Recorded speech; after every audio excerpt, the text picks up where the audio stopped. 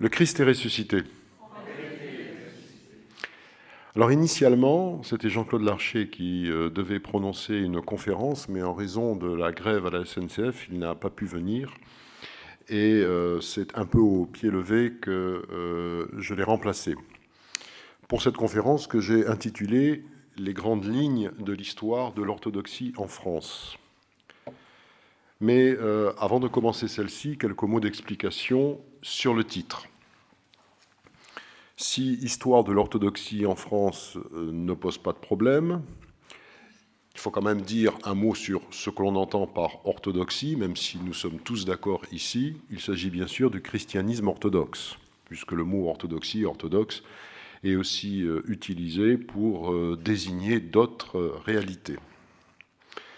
Par contre, quand je dis les grandes lignes, en fait, par-delà une chronologie historique et un certain nombre d'événements et d'étapes de l'installation et du développement de l'orthodoxie en France, je vais aussi réfléchir, examiner le contexte, mais le contexte dans le temps long de l'histoire, finalement dès le début de la présence du christianisme orthodoxe en France, son évolution, parce que cela permet de comprendre aussi la situation des orthodoxes en Occident et plus particulièrement en France. Cela afin d'en approfondir le sens, de comprendre les grandes lignes de force, mais aussi les questions, les défis, les problématiques qui sont soulevées, qui ont été soulevées, qui seront soulevées aussi dans les années à venir. Mais cela, c'est Père Marc-Antoine qui nous en parlera tout à l'heure, et à la fois de la situation, des défis d'aujourd'hui, et en même temps des perspectives pour demain. Alors ces différentes observations, ces remarques, ces réflexions, je les ai structurées en 6 points. Le premier point, tout d'abord, pour commencer, une précision qui tombe sous le sens, mais qu'il faut constamment rappeler, c'est que la France a été longtemps orthodoxe, dans le sens où nous le comprenons tel qu'on le conçoit l'orthodoxie aujourd'hui, le christianisme orthodoxe aujourd'hui. En effet, selon les hagiographies, selon des récits certainement plus légendaires qu'historiques, mais sait-on jamais, dès le 1er siècle, il y a eu une présence chrétienne en France. Et en tout cas, c'est certain, dès le 2e siècle, dès les premiers temps, à la fin des temps que l'on appelle apostoliques dans l'histoire du christianisme, c'est-à-dire au moment où les apôtres, et ceux qui leur succèdent, mais qui sont la génération d'après, annoncent la bonne nouvelle. Ce christianisme, dans ce qui était à l'époque la Gaule, ou les Gaules, a été très précoce et apporté de très nombreux et très beaux fruits. C'est une première observation, donc, et ce christianisme est bien sûr pleinement orthodoxe. Deuxième observation, dans ce premier point, très souvent, on avance la date de 1054. Et on crée une césure, il y a avant et il y a après. Dans la réalité, les choses sont beaucoup plus nuancées et complexes. Il y a eu des crises entre le christianisme que l'on va qualifier d'oriental, même si je n'aime pas trop cette dichotomie entre occidental et oriental. Mais il y a eu des crises précédemment, dès le IIe siècle. Irénée de Lyon évoque ces crises concernant la date de Pâques, par exemple, et nous sommes au IIe siècle. Donc il y a eu des crises auparavant qui ont été résolues, qui se sont résolues, et il y en a aussi après. Ce qui est sûr, c'est que le dialogue entre les différentes parties, les différentes grandes églises de l'époque se poursuit après 1054. Et les personnes qui vivent à l'époque n'ont pas du tout l'impression d'une séparation, d'une rupture. Il y a un éloignement qui se crée, mais cet éloignement, il a déjà commencé bien avant et il continue de se poursuivre. Donc la date de 1054 est une date commode, mais une date qu'il convient toujours de reconsidérer. Par contre, la date de 1204, à savoir la prise et le sac de Constantinople, est une date qui ne met pas fin aux relations entre les différentes églises chrétiennes, mais qui amène une grave blessure du côté des orthodoxes présents dans ce que l'on appelle, à mon avis à tort, je vous expliquerai tout à l'heure, l'Empire byzantin. Une grave blessure, une incompréhension, comment des chrétiens peuvent tuer, peuvent détruire, peuvent piller une des grandes villes chrétiennes de l'époque. Et là, il y a un fossé qui se creuse, mais qui n'est pas définitif. On continue à parler, on se rencontre et on essaie de résoudre les questions théologiques qui se posent en effet entre les différentes églises. Par contre, ce qui est sûr, c'est que la date de 1453, là, amène une situation nouvelle. 1453, c'est la chute de Constantinople, l'ultime chute de Constantinople. La ville est prise, et là, on entre dans une autre période. Ce qu'il faut bien considérer, c'est que la prise de cette ville, en fait, crée une rupture géopolitique entre le monde occidental et le monde oriental. Constantinople était un lien qui faisait le passage entre encore. Il n'était pas aussi accompli, excellent qu'à l'époque de l'Empire romain, mais Constantinople faisait encore le lien entre les différentes églises chrétiennes. Là, vous avez à la place de ce lien, vous avez un autre monde qui s'installe en quelque sorte en travers, qui est l'Empire ottoman. Et cela crée une irruption des relations qui avaient été déjà quand même mises à mal par les différentes invasions, mais aussi par la conquête musulmane. C'est-à-dire que vous avez entre l'Ouest et l'Est quelque chose qui vient entre et qui fait obstacle aux relations.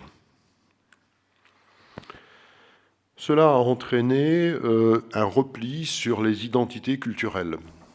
C'est-à-dire que l'empire de Constantinople est toujours plus grec et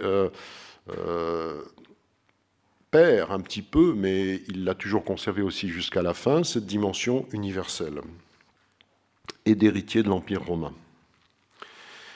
Et cela aussi creuse les incompréhensions qui existent entre les différentes communautés chrétiennes. Il y a aussi une question qui est d'ordre culturel dans cet éloignement. On parle moins la langue grecque, en tout cas parmi les élites occidentales au Moyen-Âge. On lit moins ce qui s'écrit, on se comprend moins, on a moins aussi d'éléments, d'archives, il y a aussi des questions d'ordre éducatif, les écrits circulent beaucoup moins bien. Et donc tout cela fait que, avec le fil, avec le temps, on n'a pas les mêmes expériences historiques, il n'y a pas les mêmes défis aussi historiques qui se posent à ces sociétés. Petit à petit, on s'éloigne des autres. Alors que à l'époque de l'Empire romain, la Méditerranée est un espace de circulation où tout circule, ce qui a permis d'ailleurs la diffusion du christianisme, partant de Palestine et allant jusqu'aux confins de l'Empire romain, aux confins occidentaux de l'Empire romain. Et là, c'est un élément qu'il convient de prendre en considération, c'est le poids de l'histoire.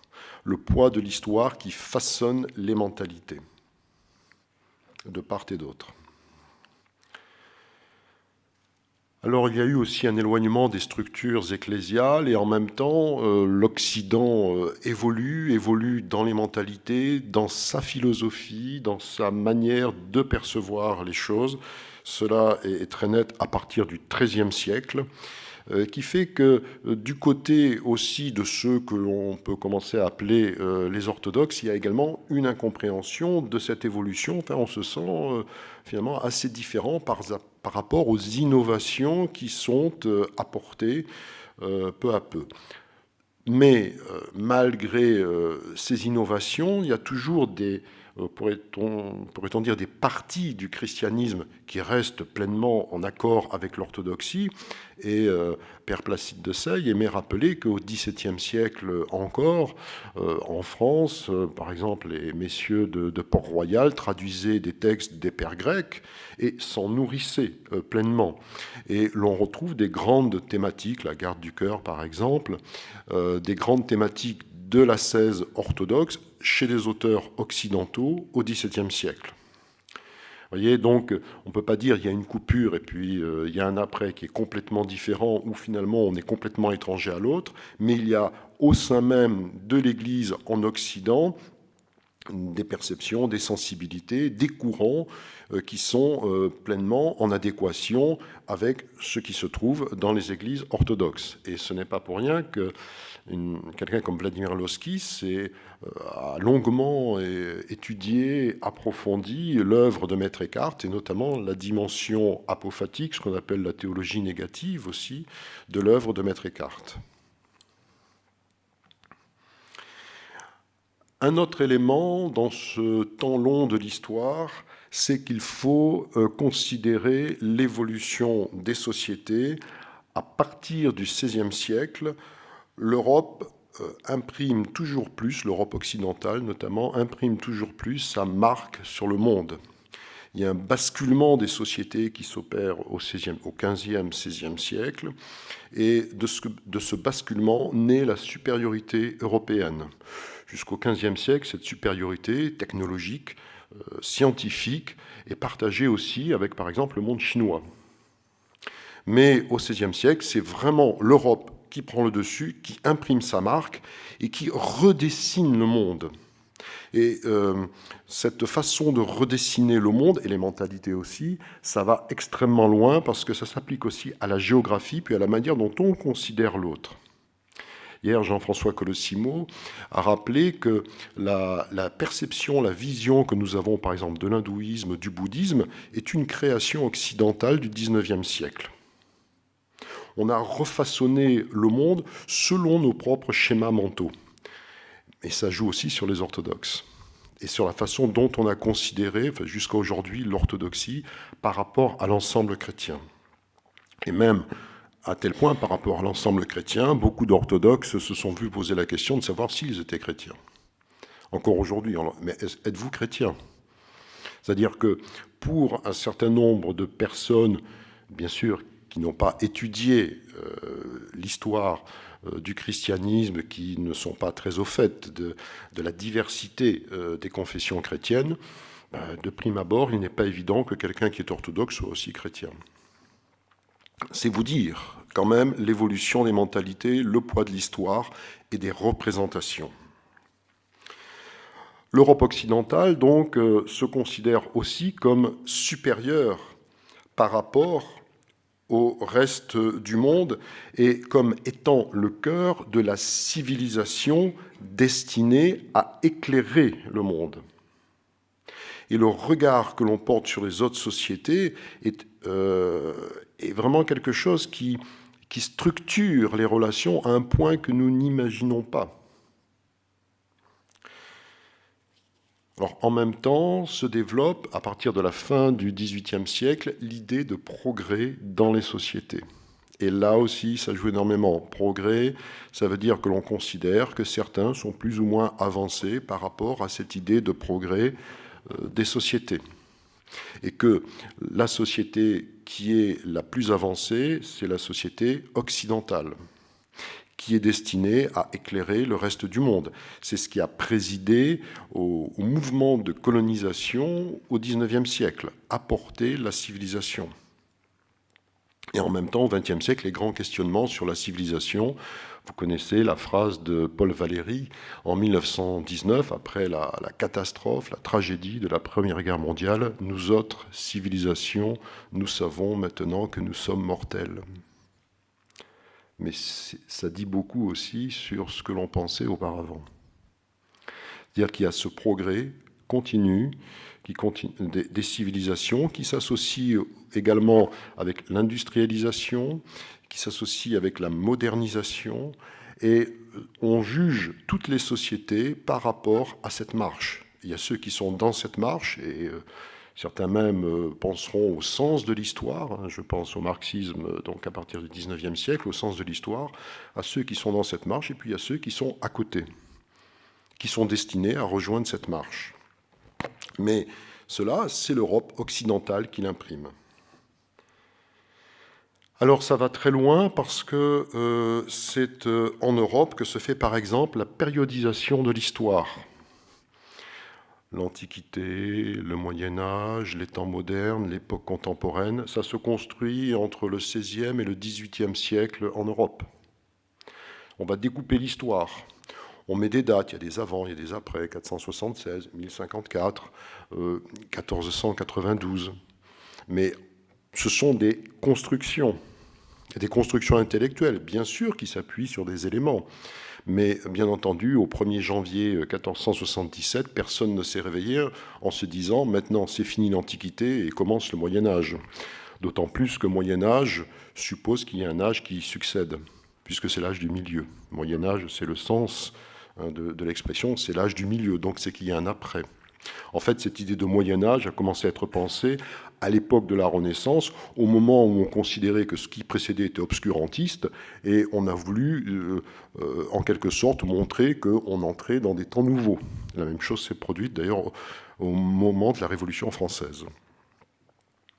Donc, on périodise l'histoire, on classifie les sociétés.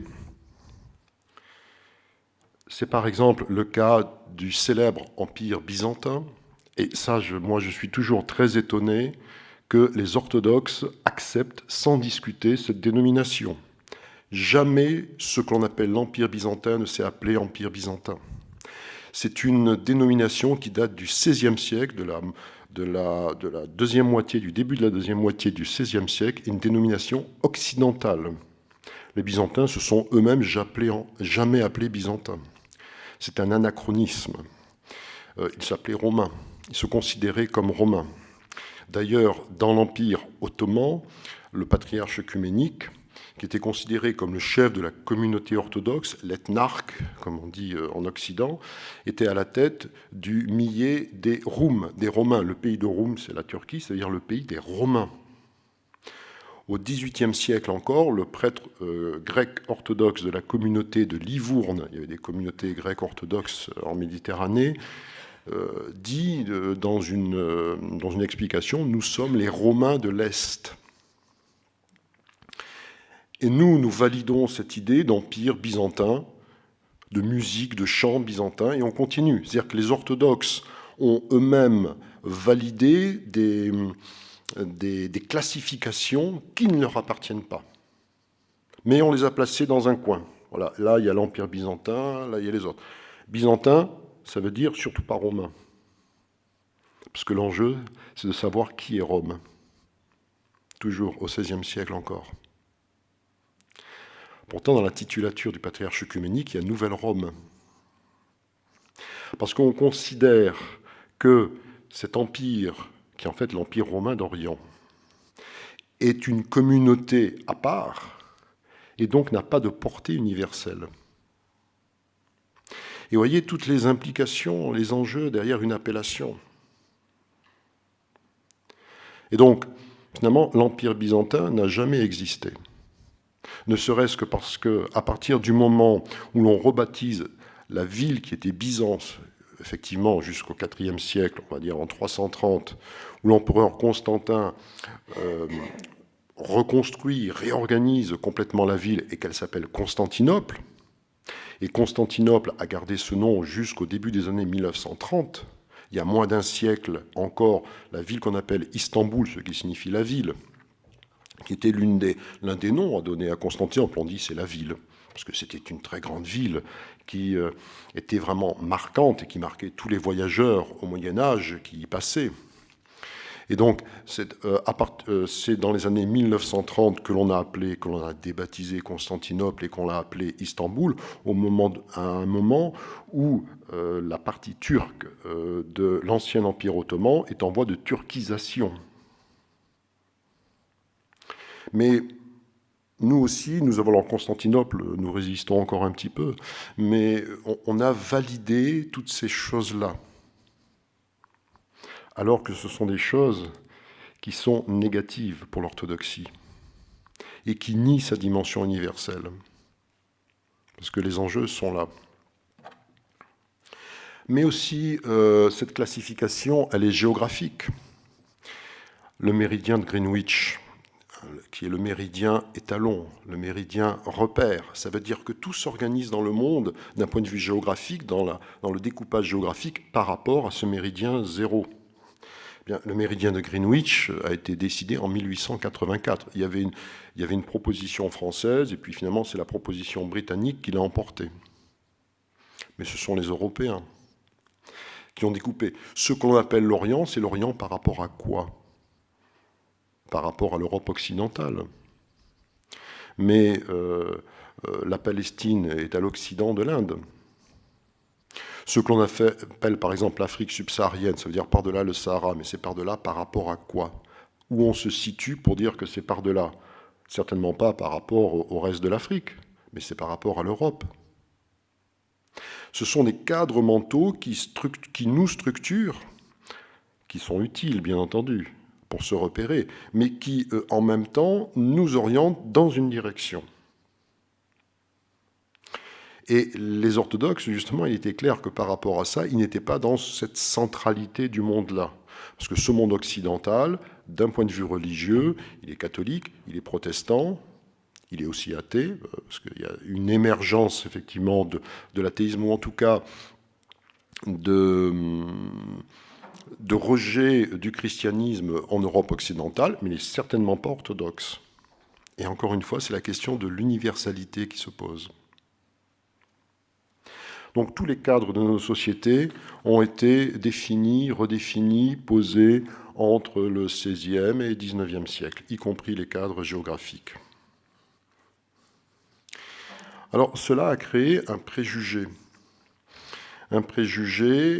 qui aujourd'hui évolue positivement.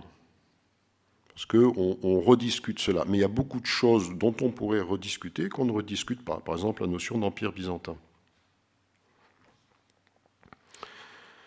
Deuxième point que je souhaiterais aborder, c'est les circonstances de l'installation. Alors, ce sont souvent les malheurs de l'histoire qui sont à l'origine de l'installation de ceux que l'on va appeler orthodoxes, donc en Occident. Répression politique, répression policière, répression militaire qui ont forcé des communautés à chercher refuge en Occident.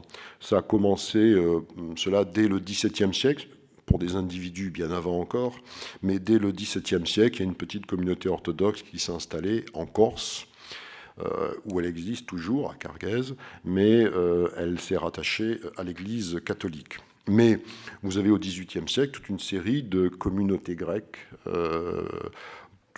dans les grands ports de la Méditerranée, Venise, Livourne, Marseille également, de communautés grecques qui se partagent d'ailleurs entre Grecs catholiques et Grecs orthodoxes.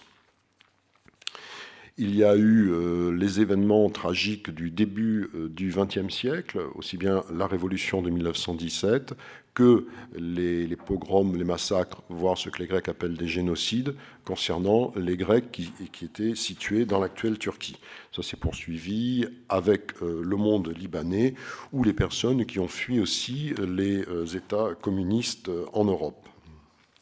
Ces circonstances ont fait que ces communautés sont liés aussi par ce passé douloureux et qui leur est propre et qui construit un ciment bien particulier aussi entre les personnes qui se revendiquent de ces communautés. Cela explique aussi la discrétion de l'orthodoxie, parce qu'au départ, ce sont des réfugiés qui sont très reconnaissants au fait qu'on les accueille dans des pays où ils peuvent recommencer une nouvelle vie. Et donc, ils ne vont pas chercher, c'est pas tellement dans la mentalité orthodoxe à bouleverser ces pays, mais au contraire, simplement avoir une petite place discrète et puis poursuivre leur tradition. Ce qui fait que les orthodoxes s'impliquent très peu dans les débats sociétaux. Ça commence à venir, mais les choses sont en train d'évoluer très doucement. Mais ce n'est pas dans les réflexes de départ. On considère même que de toute façon, l'Occident, l'Europe occidentale, elle relève de l'Église catholique. Et donc c'est aux catholiques de s'occuper de ces problèmes de société. Alors le XIXe siècle commence à voir l'orthodoxie en France à 2 siècles d'histoire, au départ des toutes petites communautés qui s'installent durablement, notamment des communautés grecques à Marseille qui existaient dès le XVIIIe siècle, mais on a en 1820 environ 400 personnes qui sont des Grecs orthodoxes et qui ont besoin d'un lieu de culte, d'un lieu pour célébrer. Et à partir de 1821, donc ils célèbrent. Et puis quelques années plus tard, il y a une église, 1834, qui est bâtie puis reconstruite en 1845, donc une église qui est consacrée à la dormition. Il y a également une présence russe à partir de la moitié du XIXe siècle, présence surtout d'élite, présence qui se trouve outre Paris, les stations balnéaires de la Côte d'Azur et également Biarritz. Et des églises sont construites pour répondre aux besoins spirituels de cette présence. Et puis aussi une communauté roumaine. Il y a des liens culturels très anciens entre la France et la Roumanie. La France soutient l'indépendance de ce que l'on appelle par la suite la Roumanie, à partir du Second Empire, et il y a une communauté roumaine qui est en France, c'est une paroisse roumaine qui est créée au tournant du milieu du XIXe siècle. Mais ce sont encore quelques milliers de personnes, peut-être au plus. Ce sont les événements tragiques du début du XXe siècle et de la fin, enfin moins tragique, de la fin du XXe siècle, qui entraînent de grands bouleversements. De nouvelles migrations s'installent. Après la révolution de 17, on considère qu'il y a à peu près 200 000 Russes qui demeurent en France, un peu plus qui passent, mais qui ensuite s'installent dans d'autres pays. Et cette forte présence russe marque durablement l'orthodoxie en France. Les cartes sont rebattues à partir de la fin du XXe siècle avec l'effondrement des régimes communistes en Europe de l'Est et également dans la continuation donc au début du XXIe siècle avec de nouvelles migrations et qui entraînent une réorganisation, les cartes sont rebattues avec de nombreuses personnes qui arrivent de Roumanie, de Moldavie, mais aussi de Russie, Biélorussie, Ukraine ou d'autres aussi pays des Balkans. Alors là, on entre aussi dans une autre évolution du monde qui est celle de la mondialisation. Le terme mondialisation émerge dans les années 90, ce n'est pas pour rien, mais ça remet en cause toutes les situations établies, c'est-à-dire les anciens groupes qui s'étaient installés durant le XXe siècle voient leur situation établie.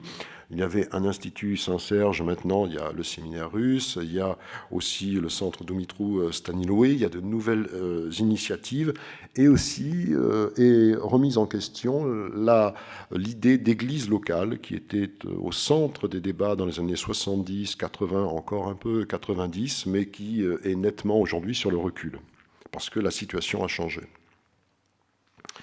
Alors pour les orthodoxes, il y a, et ce sera le troisième point, une relance de l'histoire. Le XXe siècle, c'est vraiment une relance de l'histoire. Et pour ça, il faut le reprendre. Il faut reprendre l'histoire du monde orthodoxe. À partir de 1453, finalement, cela gèle en grande partie, moins dans le monde russe, mais cela gèle en grande partie le rayonnement de l'Église orthodoxe, rayonnement théologique, rayonnement intellectuel. L'un des derniers grands moments d'un point de vue théologique dans l'histoire de l'orthodoxie, c'est le XIVe siècle, c'est le palamisme. Et là, c'est une synthèse patristique, mais il y a encore, on sent une théologie vigoureuse qui s'affirme, qui répond à différents débats. Après, eh bien, petit à petit, les choses, en quelque sorte, redescendent tout simplement parce que les églises orthodoxes sont sous domination étatique. C'est un groupe dans l'Empire ottoman. L'Église russe connaît beaucoup de difficultés. Il y a le schisme du XVIIe siècle, et puis ensuite, à partir du XVIIIe siècle, c'est le régime tsariste qui finalement est en position dominante sur l'Église, et le XVIIIe siècle n'est pas favorable à l'Église orthodoxe en Russie. Les choses continuent à changer, mais pendant plusieurs siècles, alors que l'Église catholique est toujours très forte à des positions, à une indépendance, que les églises protestantes sont en plein essor, eh bien l'Église orthodoxe, elle, connaît une contrainte sociale et politique très forte. Je me rappelle que plusieurs patriarches orthodoxes au XVe, XVIe siècle, je crois un peu après aussi, ont été assassinés par le pouvoir turc ottoman. Et assassinés en des conditions très atroces, tout simplement parce qu'ils n'avaient pas exécuté les ordres que le pouvoir leur avait donnés.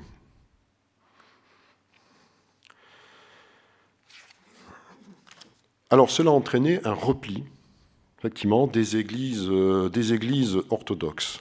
Mais on constate, et là aussi c'est très intéressant de voir le temps long de l'histoire, qu'à partir de la fin du XVIIIe siècle, il y a un renouveau, au début très localisé, un renouveau de la foi, de publication, de recherche, avec la publication de la Philokalie, et c'est pas pour rien qu'en 1782, la Philokalie est imprimée à Venise, c'est-à-dire pas dans un pays de tradition orthodoxe, parce que c'était très difficile de pouvoir imprimer dans l'Empire ottoman. Donc les orthodoxes ont été obligés d'imprimer la Philokalie qui a été le point de départ de tout un réveil spirituel extrêmement important, qui a secoué vraiment toute l'orthodoxie. Ça s'est ensuite très rapidement diffusé dans l'Empire russe. Donc, nous sommes là à la fin du XVIIIe siècle. Et puis, on voit qu'au XIXe siècle, il y a, dans le monde académique, aussi au sein de la population, notamment, c'est vrai, en Russie, vraiment un réveil extraordinaire de la foi et la recherche d'un nouveau départ, finalement, pourrait-on dire, pour l'orthodoxie qui était quand même quelque peu gelée. Et ce renouveau de la foi a entraîné un besoin de redécouvrir les fondements de l'orthodoxie et toute une recherche académique pour sortir de ce que le père Georges Florovsky a appelé en 1936, lors d'un congrès à Athènes, la captivité babylonienne, c'est-à-dire l'influence occidentale aussi sur l'orthodoxie. C'est-à-dire que l'orthodoxie, à la fois, il y avait une pression du pouvoir politique sur elle, mais il y avait aussi, d'un point de vue intellectuel, philosophique et théologique, une influence occidentale marquante. Ça s'est traduit aussi dans l'iconographie et également dans le chant liturgique. Une influence très forte. Et il y a une prise de conscience à ce moment-là de cette influence et un désir, en quelque sorte, pour l'Église orthodoxe aussi, d'exister à partir de ses propres fondamentaux. Et ce qui est remarquable, c'est que ce travail s'est poursuivi en France. C'est-à-dire que l'on est, à partir de la fin du XVIIIe siècle, on assiste à un renouveau au sein du monde orthodoxe, que ce renouveau se continue au XIXe siècle et se continue au XXe siècle aussi, dans ce que l'on a appelé les émigrations orthodoxes à l'Institut Saint-Serge, mais pas seulement, en tout cas en Occident. C'est-à-dire que là, vraiment, vous avez une grande vague qui se poursuit aussi et qui trouve les conditions de sa poursuite, justement, en Occident, alors que en Europe orientale, avec l'installation des régimes communistes, les conditions, justement, d'un tel travail sont bloquées, au moins pour un temps.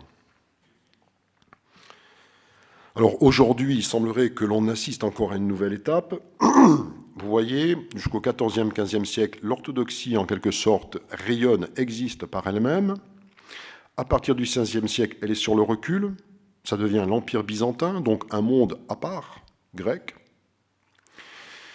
À partir du fin 18e, 19e siècle, à nouveau, il y a une recherche, un désir de recherche des fondamentaux, de réaffirmation de ce qu'est la foi orthodoxe, qui se poursuit au XXe siècle. Maintenant, au XXIe siècle, il y a encore peut-être un nouveau pas qui se prépare pour penser l'orthodoxie dans la modernité. Alors la rencontre avec l'Occident était aussi très importante, avec son riche passé chrétien. Je pense par exemple à quelqu'un comme Vladimir Lossky, qui fasciné par l'histoire chrétienne de la France, voire les pèlerinages aussi aujourd'hui qui sont organisés en partant de Russie, en partant de Roumanie, pour redécouvrir aussi toutes ces racines chrétiennes de la France qui parlent beaucoup aussi au monde orthodoxe. Et la France a été à cet égard un lieu de rencontre privilégié entre le monde occidental et l'orthodoxie. Rencontre également à la fois pour les orthodoxes, mais aussi pour les occidentaux, extrêmement importante. Comme je vois que le temps avance, je ne m'attarde pas là-dessus. Mais en même temps, la confrontation avec la mondialisation a créé de nouvelles tensions, de nouveaux conflits au sein du monde orthodoxe. Et j'aborderai juste un point, en tant que géographe aussi, je prends une autre casquette, historien et géographe, celui de la question du territoire canonique. La conception de territoire a longtemps été la suivante. Un territoire, c'est un espace délimité sur lequel s'exerce un pouvoir. Ça, c'est la conception ancienne du territoire. Une délimitation, qui peut être une frontière, mais pas uniquement, et sur lequel il y a un pouvoir qui s'exerce. Aujourd'hui, la conception du territoire a évolué. Quand je dis aujourd'hui, c'est depuis déjà une vingtaine d'années. La conception du territoire a évolué. C'est bien sûr un espace délimité sur lequel s'exerce un pouvoir et que s'approprie une population. Et là, ça change beaucoup de choses. Parce qu'aujourd'hui, il n'y a plus dans les sociétés une population, il y a des populations. Il y a des populations de banlieue, il y a des populations de centre-ville, il y a des phénomènes de gentrification, des phénomènes sociaux très divers, des phénomènes communautaristes qui font qu'on ne peut plus parler, surtout dans les pays occidentaux, d'un type de population. Vous avez un éclatement de la société, c'est une réalité contemporaine qui fait que ces différents groupes ont des besoins différents, finalement, et donc s'approprient des parties du territoire de manière différente aussi. Ce qui fait que la notion de territoire canonique traditionnelle dans l'orthodoxie est mise à mal aujourd'hui, quand des communautés diverses s'installent dans des pays où il y avait effectivement un type de pouvoir religieux qui s'était établi depuis des siècles, mais qui est remis en question aujourd'hui. Comment faire ? C'est une grande difficulté. Et on voit là, dans cet aspect-là, qui est purement géographique, parce que ces communautés qui s'installent sur des territoires, elles redéfinissent le territoire, elles le remodèlent, elles le reconstruisent. Elles vont projeter toute une dimension culturelle sur ces territoires. Elles vont l'habiter. C'est aussi une notion qui est nouvelle en géographie depuis une quinzaine d'années également. Comment on habite, comment on vit dans un espace. Et en vivant dans cet espace, finalement, on inscrit sa vie dans cet espace, mais aussi on configure cet espace. Et aujourd'hui, on est dans un monde complexe par rapport à ça. Or, cette idée de territoire invariable, canonique, à cause de ça, vole en éclats aussi. Alors ça pose toute une série de questions auxquelles sont confrontées les églises orthodoxes. Voyez. Alors, dans un quatrième point, je voulais souligner la fécondité de l'église orthodoxe, de l'orthodoxie en France. Fécondité, pas tellement en termes quantitatifs, il y a une croissance quantitative de l'orthodoxie, notamment depuis le début du XXIe siècle. Je précise dans mon livre que depuis le début du XXIe siècle, le nombre de paroisses orthodoxes en France a presque doublé. Donc, vous voyez, en l'espace d'une petite vingtaine d'années, c'est énorme. Ça veut dire qu'il y a un développement numérique, quantitatif de l'orthodoxie en France. Je parle en termes qualitatifs. D'une part, l'orthodoxie en France a connu de grandes figures spirituelles. Alors c'est difficile de toutes les citer. Il y a ceux qui sont des figures qui sont connues, d'autres qui ne sont pas connues, mais qui ont néanmoins exercé une influence autour d'elles. Certaines figures ont été canonisées, je pense à Mère Marie Skobtsov, mais d'autres sont passées par la France en laissant une marque importante, je pense à l'archimandrite Sophronie, Sakharov, ou sont restés, comme le père Serge Chevitch. En tout cas, ce sont des personnalités qui sont installées en France et qui ont exercé une très grande influence, qui ont eu une autorité spirituelle incontestable. Et puis aussi des Occidentaux, je pense à Père Placide de Sey de bienheureuse mémoire. D'autre part, cette fécondité, elle a été aussi théologique. C'est l'école de Paris, notamment autour de l'Institut Saint-Serge, dont la portée des travaux est mondiale et qui a influencé toute l'orthodoxie contemporaine. Mais aussi par-delà les frontières de l'orthodoxie.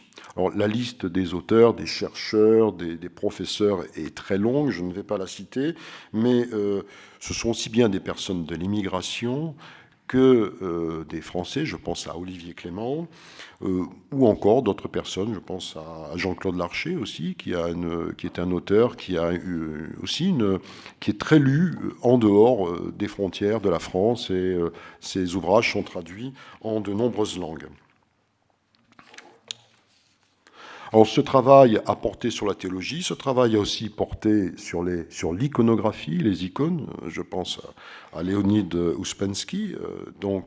Et là, il y a quelque chose de considérable qui s'est fait en France, mais aussi le chant liturgique. Il y a eu de nombreuses personnes qui y ont travaillé, mais je pense notamment à Maxime Kowalewski. Ce travail a eu des conséquences œcuméniques importantes et a aidé aussi les catholiques en France à redécouvrir l'héritage des pères de l'Église. Et a été une impulsion, par exemple, pour la collection Sources chrétiennes. Donc il y a eu aussi un travail éditorial qui s'est fait, et la France était un foyer de publication très important pour l'orthodoxie. 5e point, je vais essayer d'aller un petit peu plus vite, pour que nous puissions écouter Père Marc-Antoine, c'est la tension entre l'universel et le local, l'universel et le particulier. Pour les orthodoxes, à partir du XIXe siècle, la reconfiguration de la situation à l'échelle mondiale les a obligés à repenser les relations entre l'universel et le local. Alors vous savez que la question du philétisme a été évoquée en 1872 lors d'un synode à Constantinople. Parce qu'il y avait une confusion entre le caractère ethnique et puis le caractère national. National, c'est à l'intérieur de frontières, mais il n'y a pas forcément de caractère ethnique. Mais en tout cas, on est là dans cette articulation où il n'y a pas forcément d'opposition, mais il y a une articulation juste à trouver entre le local, et toutes les églises orthodoxes se considèrent comme des églises locales. Lorsqu'on parle de concile de telle église, on dit le concile de l'église locale. Et puis l'universel. Et l'orthodoxie a bien entendu une dimension universelle. Dimension universelle qui lui a été niée. Je vous l'ai expliqué tout à l'heure. Qui a été nié en Occident, mais qui existe notamment et qui a été réaffirmé dès les années 1920 par la confrérie Saint-Photius, dont parlera cet après-midi Michel Stavroux, qui a proclamé rappelé l'universalité de l'orthodoxie. Alors c'est aussi dans le prolongement de ces réflexions et affirmations qu'ont été menées des recherches pour une orthodoxie enracinée dans l'histoire locale et qui ont donné naissance à toute l'histoire de l'ECOF en France, où des personnes talentueuses ont accompli un très gros travail qui a porté des fruits, mais qui n'a pas su ou pu trouver sa place au sein de l'orthodoxie canonique ou de manière très périphérique. C'était aussi le cas aux États-Unis, où là, il y a une petite place qui a été donnée dans les églises canoniques, mais ça relève aussi de ce mouvement à la fois de redécouverte du local, des racines en Occident, avec l'articulation, avec l'universalité aussi de l'orthodoxie. Et c'est extrêmement difficile de trouver sa place, d'avoir à la fois le côté universel et puis en même temps le côté enraciné localement. Il ne faut pas que l'aspect enraciné localement soit aussi une fermeture. Voyez, et trouver la juste mesure n'est pas toujours évident. C'est la problématique aussi de l'Église locale, donc problématique dont je vous ai dit qu'elle avait reculé au cours de ces 20 dernières années. Enfin, le 6e point, il y a la question des identités. Une question aussi qui traverse toute la société, mais qui traverse aussi les églises orthodoxes. C'est tout à fait normal. D'ailleurs, à ce propos, le Christ nous a appelés à être le levain dans la pâte, pour faire lever la pâte tout entière. C'est ce à quoi nous sommes appelés, c'est-à-dire dans quelle mesure, qu'est-ce que nous allons apporter au monde, pour la vie du monde, comme nous disons dans la liturgie, mais il y aurait lieu aussi de s'intéresser sur l'impact de la société sur l'Église, sur les fidèles, sur les croyants, parce qu'on a tendance un petit peu à considérer un peu les croyants de manière un petit peu hors sol, comme ils vivaient en allant à l'église, finalement, ils se dépouillaient de tout ce qu'ils ont appris, de toute leur éducation, de tout cela. Mais en fait, ils amènent le monde, et le monde moderne, le monde contemporain, avec eux dans l'église. Et ce qui crée aussi des hiatus. Comment la société et son évolution impactent l'église, et elle l'impacte en profondeur. Je vous ai parlé de définition de territoire canonique, on pourrait parler des sciences humaines, on pourrait parler de la façon dont on se représente les choses. Encore une fois, la question de l'Empire byzantin est révélatrice. Les orthodoxes ont accepté ce qu'ils n'auraient pas dû accepter, parce qu'ils ont accepté ce que la société leur a dit, en dépit de toute leur histoire et de tout leur héritage, qui est un héritage universel, et qui est un héritage universel qui apprend sa source dans l'Empire romain. Vous voyez, donc, il y a la société aussi imprègne l'Église et les croyants. Et il faut être lucide sur ce point pour aller par-delà. Mais s'il n'y a pas reconnaissance de ce point, on ne peut pas aller par-delà. Parce qu'on porte des choses en nous qui sont, que l'on perçoit différemment, mais qui sont très présentes dans la vie au quotidien, y compris dans la vie dans l'Église au quotidien. Alors, la question des identités, c'est la même. Ce que l'on peut constater dans l'histoire, c'est que ces identités sont la question de l'affirmation forte d'identité, sont presque toujours des chocs en retour.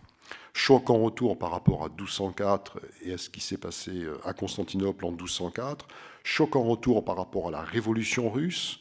Ce que l'on observe, c'est que les populations qui sont déracinées, et c'est vrai pour les Russes, c'est vrai pour toutes les populations orthodoxes et non orthodoxes, vont avoir tendance à rechercher leurs racines, à se rattacher à des racines qu'elles redécouvrent. Souvent, des personnes en exil se posent la question de leurs racines à ce moment-là, question qu'elles ne se posaient pas lorsqu'elles étaient dans leur pays d'origine.